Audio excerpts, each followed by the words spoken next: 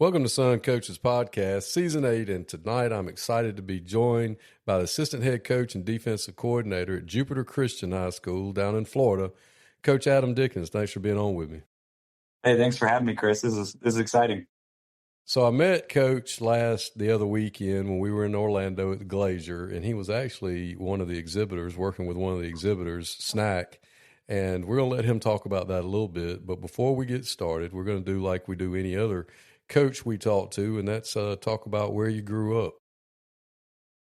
Yeah, so I grew up 18 years in St. Augustine, Florida, oldest city in the nation. Also, one of the coolest things about St. Augustine is it's this little town that just loves football. A little fishing town, and has one of the best programs in the whole state of Florida. St. Augustine High School. I got to play under head coach Joey Wiles. My offense coordinator was Steve Harden, just some legendary guys. My defense coordinator was Brian Braddock, who's currently the head coach there. Just a really long and storied tradition of football success, and just opened my eyes to how much I loved football. And it was probably the biggest influence in my life at that time was that program. So, yeah, I just absolutely loved being a part of it and kind of was springboard into the rest of my career. So did you play anything else, or are you just a football guy? Yeah, St. Augustine was one of those schools that kind of you majored in football. So I was on the weightlifting team because you had to be on the weightlifting team if you played football there. And I did wrestle. I loved wrestling. I wasn't particularly good at it, but I was always one of the smaller guys on the football field, so getting to beat up on some guys on the wrestling mat in my own weight class was pretty fun. But yeah, so I wrestled a little bit, but mostly just football year round at St. Augustine. So what year did you graduate? 2013. Oh, okay. So you're a young coach. 30 years old. Awesome. I like having young guys on here. Usually everybody accuses me of only having old farts on here all the time. So it's good to get some fresh ideas and young blood on here. So when you went off to college, did you know that you wanted to teach and coach? Did you go to play ball, or did you just go to school? Yeah, so honestly, I wasn't very good at football in high school. My high school career, we were super successful as a team. We went 39-1 in my 4 years and never lost a game in the state of Florida. Actually only lost in Georgia to North Gwinnett. But yeah, it was just, I didn't feel like fulfilled in my football career. I felt like there was a lot of meat left on the bone as far as what I could do in football. So yeah, I went to, I graduated high school, 6 foot, like 155 pounds. I was tall and skinny, and no college in the world was going to take a look at me. So I actually ended up going to Palm Beach Atlantic University, which is just a little Christian school in West Palm Beach. And about 2 years into college, I knew that I wanted to coach, and I didn't really know how I was going to make money coaching. So I just started asking around, hey, how do you make money as a football coach? And they said, well, you got to teach. And my favorite subject in school was always history. So I became a history major with a minor in education. And I just started, as a junior in college, I started emailing every football program in Palm Beach County, which there's a ton of them here. And I actually got an email back from the legendary Jack Daniels at Dwyer High School. And that's kind of how I got started on my journey. So did you start coaching while you were still in college, or did you wait until you got out? No, my junior year, I walked out onto the practice field at Dwyer High School during spring, was there every single day of spring. And by the end of spring practice, Coach Daniels asked if I wanted to be the head freshman coach. And I thought he was kidding. And he said he could only pay me $500. And I thought that was like the coolest thing in the world, to get paid $500 to coach football. And so, yeah, I was like, sign me up. And so my senior year of college, I was the freshman head coach at Dwyer High School. Well, that's awesome. So you got a head start at it. I understood you saying that you emailed everybody. I just thought you were getting a jump start into trying to get your name out there. But that's so awesome that while you're in college, you can still do the, kind of on the job training, if you will, with that and kind of get to know people and kind of get to do all the grunt work as a young coach and getting to be the head freshman coach right out of the bat. That's pretty impressive.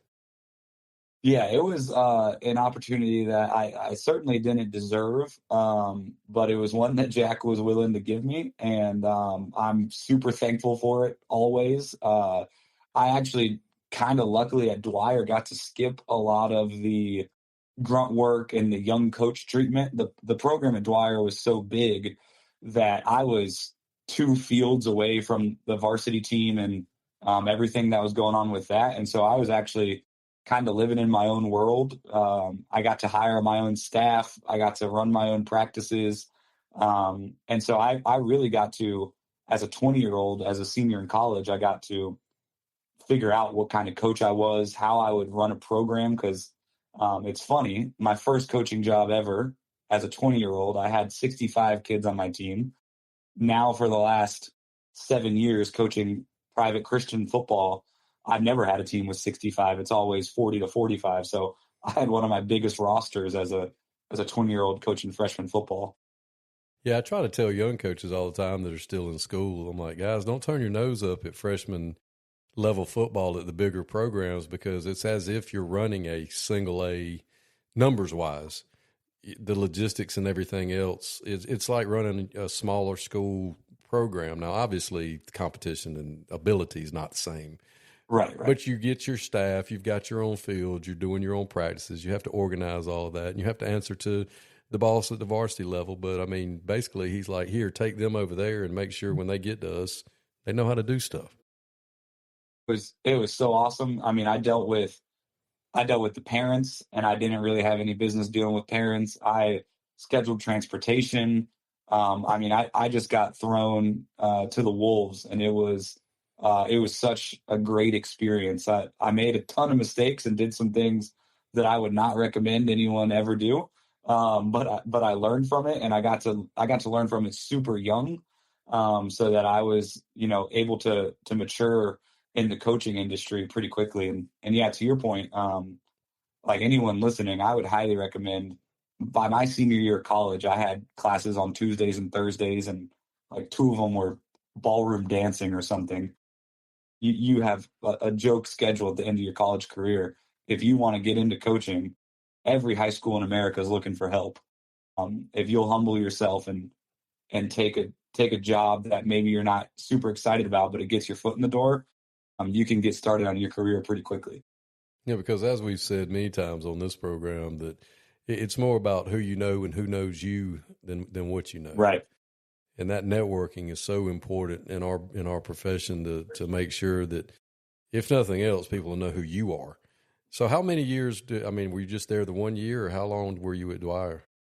No, I coached the freshmen for a year, then I got to move up with that same group and coach the JV team, and then I moved up with them one more time and became the receivers coach there at Dwyer for a year. And yeah, then it just felt like my time there was kind of coming to an end. I had so much like love and respect for Coach Daniels. He treated me super well. He took me fishing, took me out with his family. Because again, I was 21 years old, 22 years old. I didn't have any family down here, so he treated me incredibly well. But he's also a very loyal guy, and his staff had been with him for decades at this point.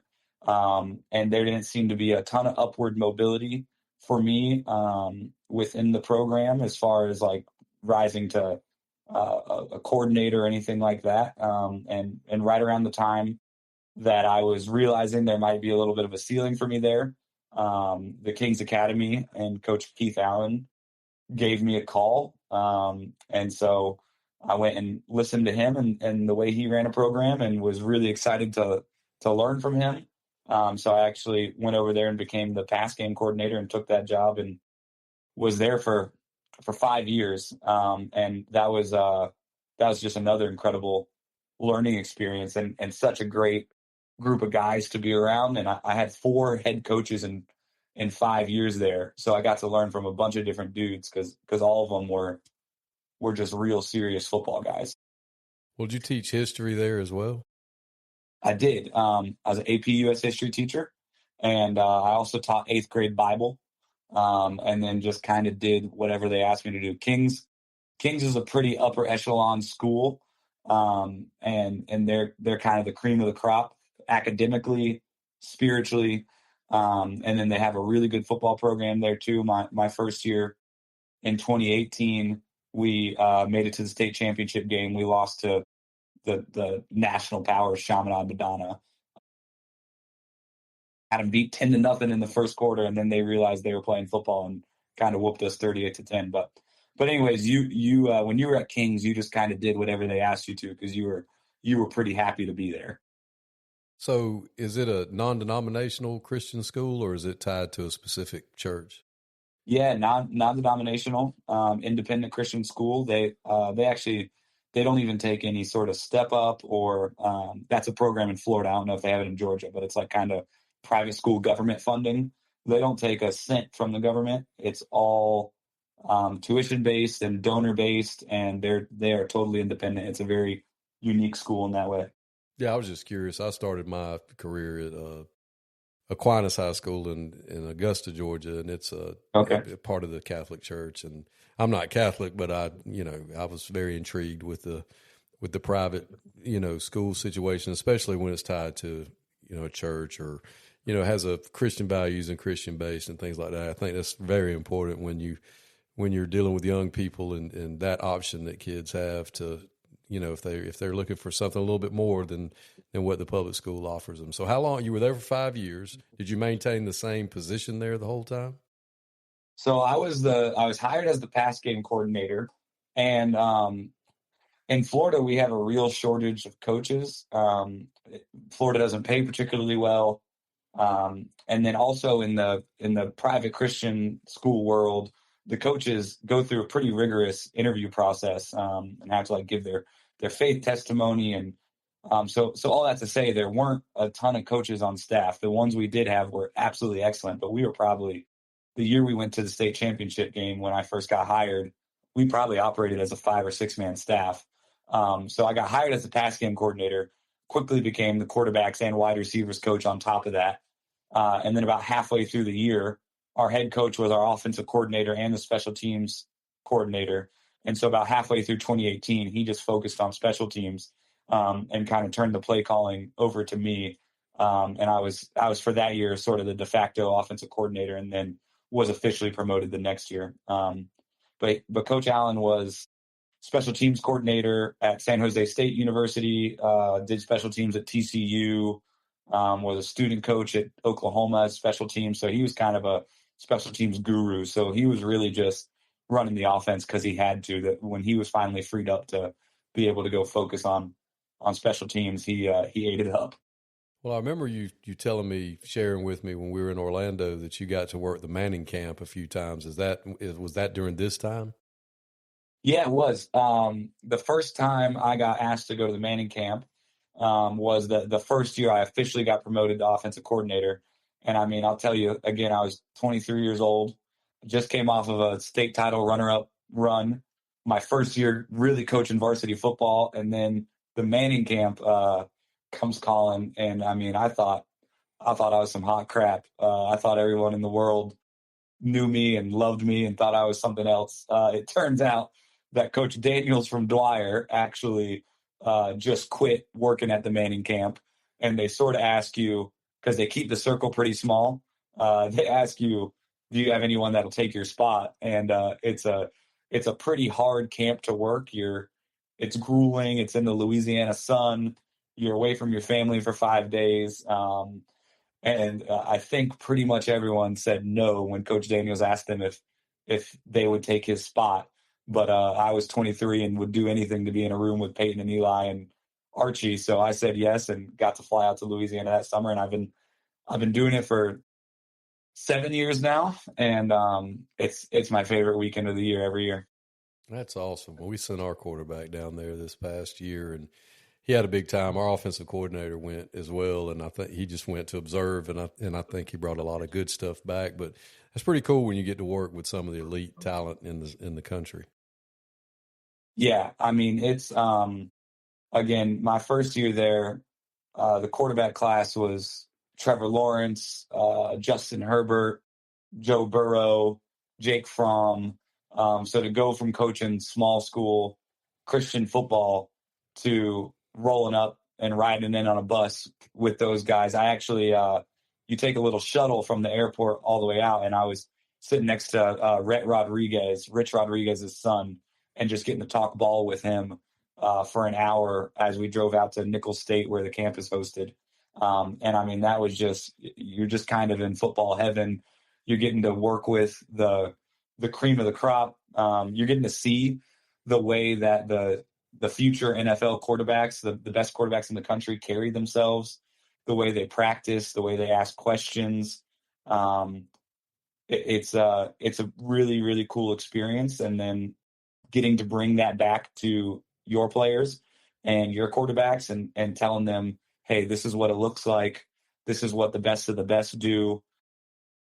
And the other really amazing aspect of the Manning camp is they don't really like being around cocky, arrogant guys. All the quarterbacks they invite and all the coaches they invite are just some of the best dudes you've ever been around. Like all the quarterbacks, the Joe Burrows, the Trevor Lawrences, the Herberts, I mean, you name it, they've all been to that camp. They're just such humble, great guys that it's like it gives you some hope for the future of football, the future of the country, just the future of everything. That these guys that are about to be millionaires, that have millions of followers on Twitter and everything, are just real, like, salt of the earth, nice guys.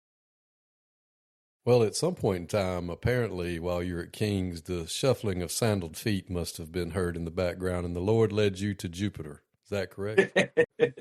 Yes, he did. Yes, he did. So Yeah, you're on the defensive side of the ball. I am. So I actually, the move to Jupiter Christian was the first academic move I've ever made in my life. The president of the school actually went to church with me and just asked one day, hey, we're looking for a dean. Have you ever considered being a dean? And honestly, I hadn't. But he actually played football at Wheaton College, the president of Jupiter Christian. And so he asked me, what do you think is different about being a football coach than being a dean? And that got me thinking. And one of the main reasons I love coaching is the disciplinary aspect of it. The everyday routine, the mastering the mundane, the being accountable to your teammates. That's, as much as I love the X's and O's, I love teaching young men how to be great men, how to make your bed every day, things like that. And so the way he pitched it to me is he offered me the chance to do that for an entire school. And that was music to my ears. So I took that job without really, for the first time in my career, thinking much about football. But then I got paired up with another legendary coach, Baz Alfred. He's super well known in our area, just one of the best dudes in the whole profession of coaching. And he welcomed me with open arms, let me run the offense my first year. And we lost in the second round of the playoffs, 63-49. We had 600 yards of offense and did everything we wanted to. We scored on every possession but one, touchdowns on every possession but one. And I looked at him after the game and was just like, Baz, I don't want to lose a game like this again. What do you think about me running the defense next year? And he was like, let's try it. And so I've been on the defense side of the ball for 2 years, and this will be my third year coming up. And we've won 2 state championships since I moved to defense. So I think I just missed my calling early on in my career. My heart is still with the offense. If you were to look at my Twitter or my notebooks, I'm still drawing up offensive plays almost every day. But I've found a lot of success running and calling defenses. Yeah, I think it's important a lot of times for us to flip sides. It's clinic season right now, and I've had some coaches reach out to me, younger guys, and asking, who should they go listen to, or, coach, who's somebody, I can get something from. And I always encourage them, just go listen to the opposite side of the ball that you coach. if you're an offensive guy, go listen to defensive coaches. Yeah. Learn what they're thinking, and vice versa. Get an idea of what they're going to do. And if you're at a smaller school and you're going to be in charge of punt team, go listen to some special team stuff. Right. Just go. Don't get stuck in an echo chamber listening to people talk about what you run. You're going to run what you run. So Exactly. So go learn something that the other side's doing to try to help you there. So we met in Orlando, and you're working for a company or their product Snack. Explain to everybody, how you got hooked up with these guys, and just a brief, or however long you want to take, summary of what it is. Yeah, so that's just another. I mean, I really feel like every opportunity I've gotten in my life has just been like directed by the Lord, because they don't even make sense how it happens. So I was just sitting in my office one day uh, as the dean of students, and these two guys walk in and they say their realtor is on the board of Jupiter Christian, and I'm like, okay, great. What are you doing here? And they're like, well, we've got this AI sort of thing called Snack, and you record videos, and then AI listens and asks questions, and they give me the whole pitch. And at the time, it was kind of like Duolingo, if you've ever used that. And they were like, we're using it for personal finance because personal finance is boring and people don't know how to manage their money. So we've made it fun, and we want to show your kids this app. Can we do that? And I listened to them for about 15 minutes. And I was like, man, forget personal finance. Can we do football?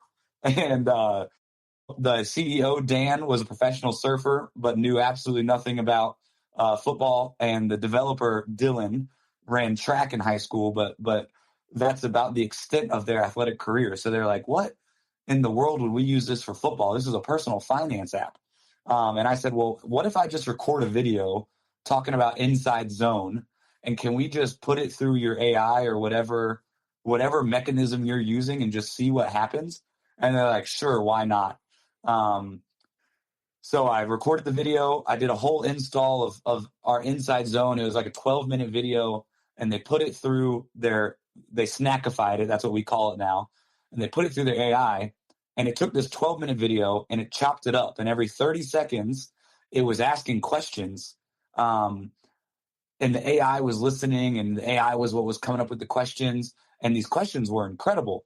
It was like, on Inside Zone, do we read the backside end or the front side end? Who do we double to? And I was like, man, AI really knows ball. And I immediately fell in love with it. And I was like, but man, are they going to let me use this for football? Because it was this kind of new technology.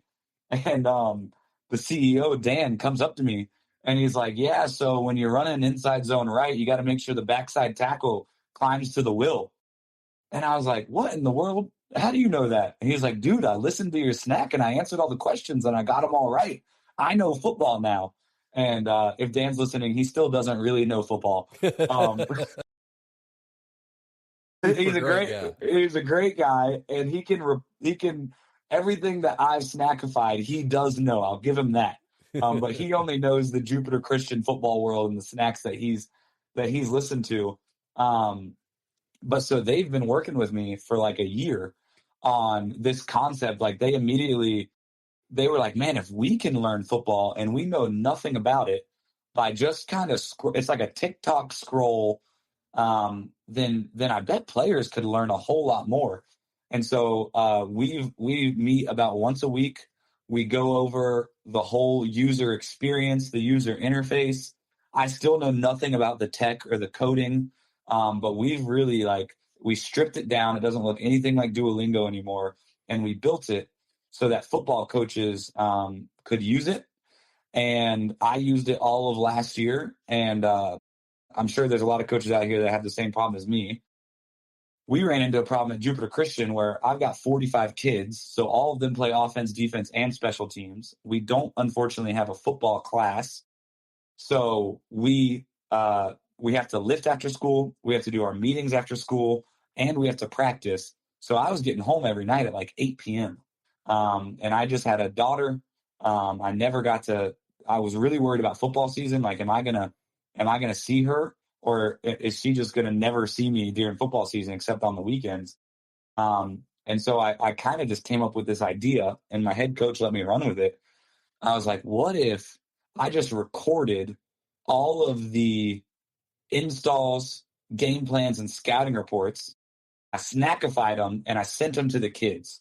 And then we just eliminated meeting time. So we would save, because if you think about it, 45 minutes offense, 45 minutes of defense, 15 to 30 minutes of special teams. That's like an hour and a half, almost 2 hours a day just of meetings. And after 7 periods of learning, the kids are all hyped up to go to football practice. And then we make them sit down for another hour and a half and listen to we think we're entertaining, but we all know at the end of the day, we're not. So I was like, let's try this. And we tried it, sent it right to the kids' phones.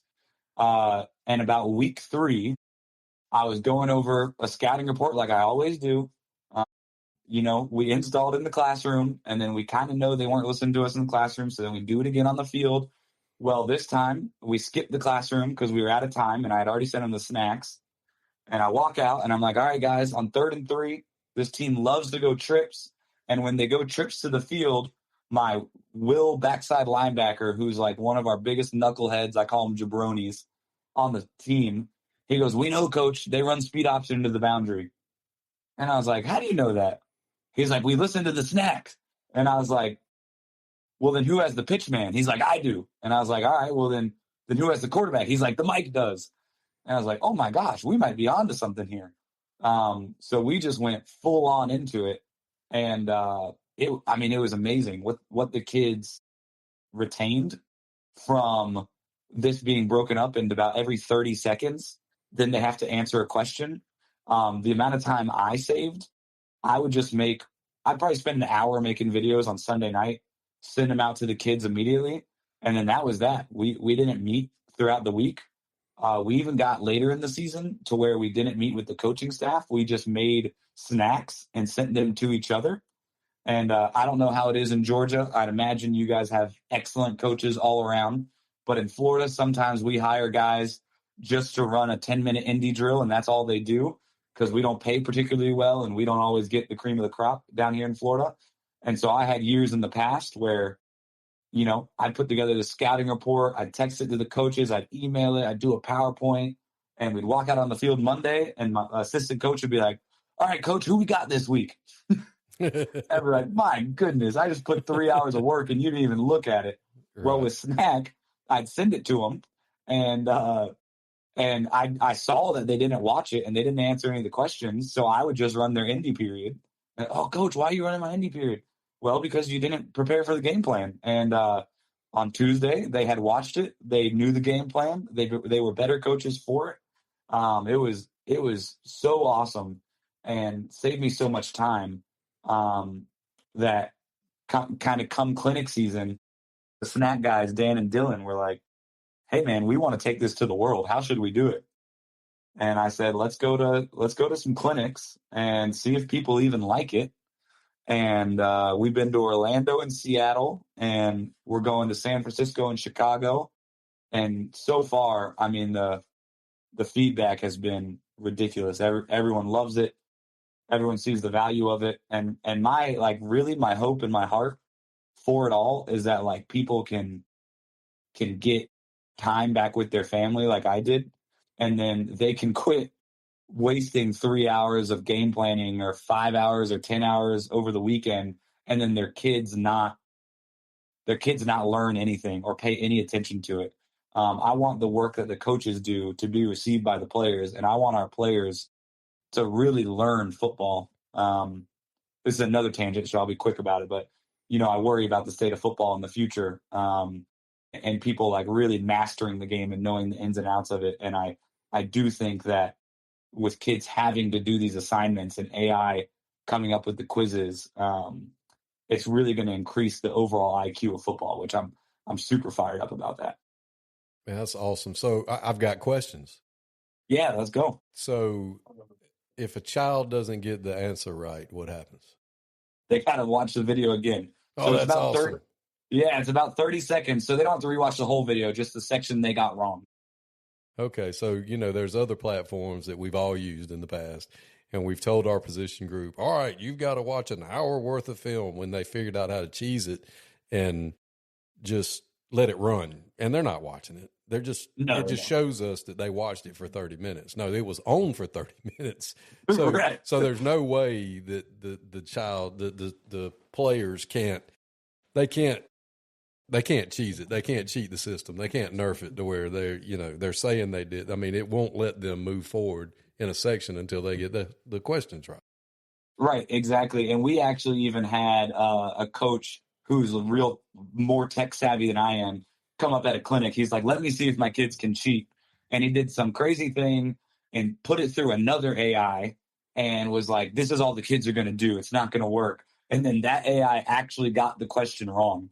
And so for a second, I was holding my breath, like this guy might ruin our entire tech right here, right now, in front of all these coaches.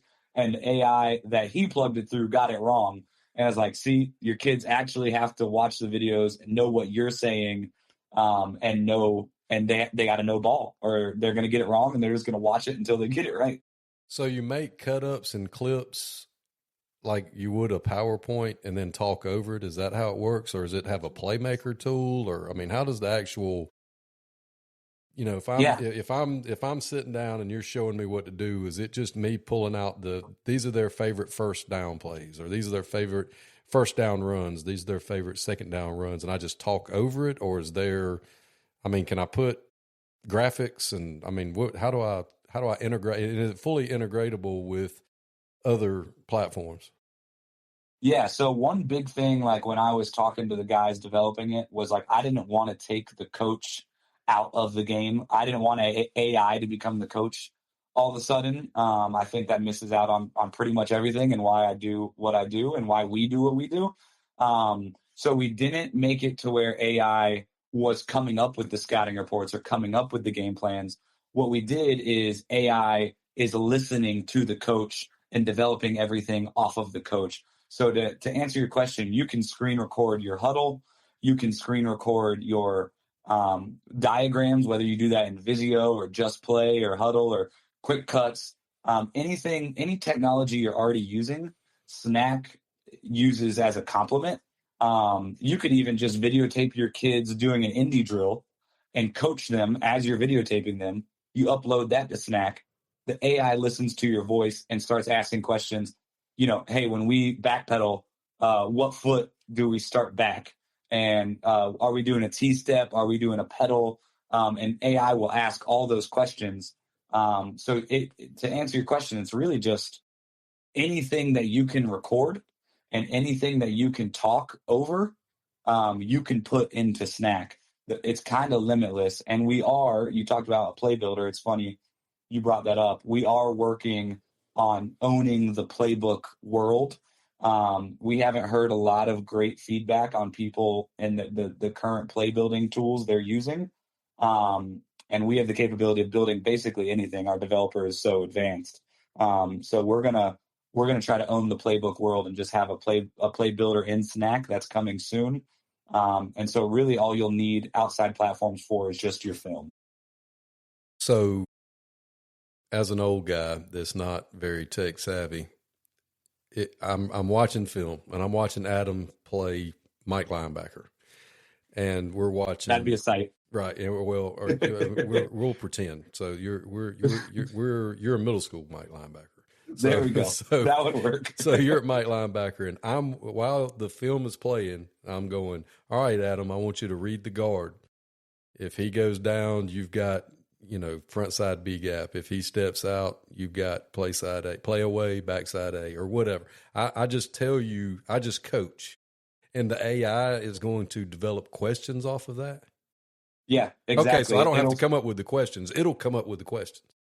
Exactly. That's the beauty. All you do is do what you always do, which is just coach, and then AI does the rest. That's why it saves you so much time. We honestly, and I should have thought about it, but we could have recorded this phone call and I could have put it into Snack and AI would have come up with questions about this podcast, which would have been sick. I'm kicking myself now, but yeah, it does it all for you. All you do is coach or do your install or do your scouting report, and all it has to do is listen to you. So I know you guys are heavy into the football world. This sounds like something that you could use for any sport that you're coaching. Snack is, I'm on the football side, and I asked them to develop it for me for football, and they were gracious enough to do that. But they are in HR departments. They do all sorts of HR onboarding and training. They are in like the medical world. We're just now branching into sports, and yeah, for sure, we've just signed up a basketball team that's really excited to use this. Anything you can teach or coach and you want your kids to retain, you can put into Snack. We found that if you just quizzed your kids after doing an install on the whiteboard, there's about 10% retention of everything you went over. If you do the same install on Snack, it goes up to about 80%. Well, one of the things that I like that you guys put forth, part of your thing is, cell phones are here to stay, especially with teenagers. They're not going anywhere. So either you can prohibit them, which that generally doesn't work out real well, or you can figure out ways to use that technology to your advantage. And I thought that was great that y'all were like, look, you got to have a plan B. Right. That's our CEO says it all the time. He said, plan A is get kids off of cell phones. But we don't think that's going to happen. So we are executing plan B right now, which is let's at least stop having them doom scrolling TikTok and seeing God knows what on Instagram and everything like that. And if they're going to be on their phones, let's get them learning football. Let's get them learning personal finance. Let's get them learning things. I just talked to a coach today that's signing up for Snack, and he was like, man, I'd love to teach my kids how to tie a tie, how to open a checking account, how to, do these basic life skills. Like, I feel like I can put those into Snack too. And I mean, I'm all for that. We are starting to do our devotions as a team, our Bible studies in Snack. I mean, you can, like you just said, if they're going to be on their phones, let's turn it into a positive thing, not what it currently is. So the only limit, it sounds like, that there is with Snack is your own imagination and your own creativity. I would say yes. And your own creativity and what you would want to try to use it for. Yeah, that's all I can think of, and it's the best part of my job right now is just getting to talk to other coaches and hearing like how they want to use it, because turns out I was using about 10% of its capability, and I can't wait for what I'm going to do with it next year. Yeah, I'll never forget that when we were introducing, you guys paid to have a, 90-second blurb at the beginning of some of the sessions. And one of there was a high school coach from Texas there, from Vandergrift High School. And I didn't know what you guys did. I was the liaison for the exhibitors. And I was like, well, there's a lot of people doing fundraising stuff, and it's called Snack. And Dan came in with you, and y'all were, introducing it, and we're standing over there, and I know he was thinking the same thing. And I had a clipboard, and I was like, as soon as y'all started talking about your product, I held the clipboard up, and I was like, this is not at all what I thought it was going to be. I just knew they were going to be selling this caramel popcorn or something like that. Yeah, that was the core of the weekend. And then we started kicking ourselves that we didn't have any caramel popcorn at the stand. That would have brought the coaches to us for sure. But it was just awesome. I was like, this is pretty cool. And he was like, yeah, I kind of like this. And just in 90 seconds, we were hooked about, and I came back and told my head coach, I was like, there were 4 or 5 things I saw that I thought were really cool. And I was like, these guys, they're really good guys. They're genuine. They're about helping kids and doing things the right way, and just super nice people. And it's always good to work with people like that, especially in this business, because again, it gets back to who you know in relationships. Yeah, absolutely. I mean, I literally can't say enough good things about Dan and Dylan. And I mean, they're just such good guys in it for the right reason. And then, like I said, I accidentally stumbled into this, and they gave me the opportunity to provide a little bit more for my family. And they let me go to clinics for free, and they let me sit in on the clinics, and then I just come out and sell a little bit of Snack on the outside. Like, I mean, it's just like kind of the best gig ever. And I get to work with 2 amazing guys. And like, I try to tell coaches all the time, like, I'm not a salesman. I mean, I guess as a coach, we all sell a little bit. We're trying to get kids to buy into our program, so we've got a little bit of that in our blood. But I mean, the main reason I'm doing this is because it helped me and it helped my kids so much, that when they approached me and said, "Hey, you want to go on a clinic tour and tell other coaches about this?" It was like, man, I get to talk to football coaches and make a little money and go to these clinics for free. Heck yeah, let's go. Yeah, it's fantastic. So tell everybody, like, if I want to book a demonstration or figure out the pricing and things like that, where can I go to find Snack? Yeah. So I was probably the only coach in the world not on social media until I started working with Snack. So I now have a whole 21 followers on Twitter, but you can follow my Twitter. It's Coach Adam Snack. That's one way. You could DM me there. You could go to snack.io. That's our website, and click book a demo, or you could just email me at Adam at snack.io. Any of those things, and we'll hit you up. If you're listening on the West Coast for whatever reason, our guy out there is Peyton Pallure. He's like one of the all-time leading tacklers at Washington State, and the head coach at Skyline High School now. He also he's much more well known in the Twitter world and everything. You could hit him up as well, and he'll get you a demo and get you all set up. Well, as someone who is the worst salesman ever, I can appreciate, and most people know me and listen to me know that I'm not going to suggest a product or let anybody come on and talk about a product if I haven't seen it and I don't believe in it myself. And I was just sold, if nothing else, by the how genuine you guys were, how excited you were about the product.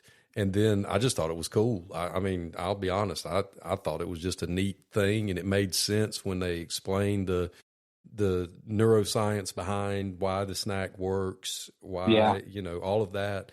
I mean, it's not like they just said, "Hey, let's make football TikToks." I mean, there's actual neuroscience behind the Yeah. timing and everything else. I mean, it is very impressive what you guys have come up with, and I appreciate you coming on and not only sharing with us about Snack, but sharing your journey as a coach as well. Yeah, I mean, thanks so much for letting me do that. That's such a fun thing to get to do, and even kind of take a trip down memory lane as I talk about it. And I mean, same thing back to you. Like I didn't ever imagine myself doing a podcast or talking to anyone like that, but you coming up and just being so hospitable to us and being such a good dude to talk to for 3 straight days at Glacier. And when the booth was slow or when we were tired or staying on our feet for 12 hours, getting to cut it up with you was like, oh man, of course I'll talk to you for an hour on the phone. Like that's a no brainer. So thank you for being a good dude of football too. It's always refreshing to meet good dudes that love our sport. Well, thanks, Coach. I sure do appreciate it. And I'd like to remind everyone to like, follow, and subscribe anywhere where you get your podcasts, Sun Coaches Podcast. And also, don't forget that this Saturday at South Forsyth High School, 8:30 starts registration for the Sun Coaches Retreat. There's going to be 8 fellowships going on from 8 different schools. There'll be 3 rooms for each school. Every hour, every 50 minutes, we'll roll another crew in there. It's going to be an old school type situation. No college coaches, no vendors, just ball coaches talking ball. Thanks for listening.